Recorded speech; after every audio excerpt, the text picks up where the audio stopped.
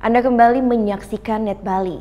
Kamis malam, tenda dapur umum di Gor Swecapura Klungkung roboh akibat hujan lebat. Tak hanya tenda dapur, atap gedung pun ikut bocor dan mengenai alas tidur para pengungsi. Diguyur hujan lebat selama 1 jam lebih Kamis malam, tenda dapur umum di Gor Swecapura Klungkung roboh. Robohnya tenda akibat tidak kuat menahan derasnya air hujan. Barang-barang logistik di dalam tenda pun basah.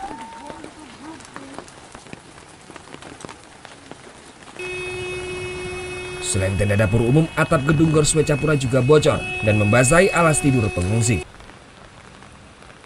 Akibatnya pengungsi sibuk membersihkan genangan air dan memindahkan alas tidur ke tempat yang lebih aman. Menurut pengungsi, kondisi terjadi hampir setiap hujan tiba. Mereka pun merasa tidak nyaman dan terpaksa harus tidur berdesakan dengan pengungsi lain.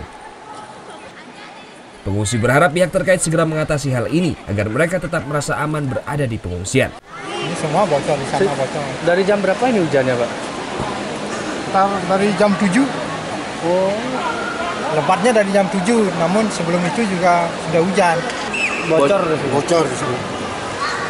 Berapa banyak yang bocor, Pak? Banyak sih.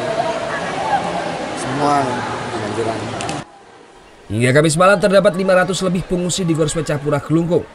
Jumlah pengungsi ini berkurang semenjak Gunung Agung diturunkan statusnya ke level 3 atau siaga beberapa waktu lalu. Sebelumnya posko pengungsian ini telah menampung 5.000 lebih pengungsi.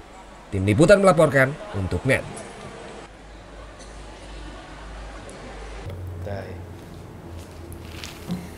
Udah selesai kan nontonnya? Nah, jadi jangan lupa buat like, komen, dan subscribe ya.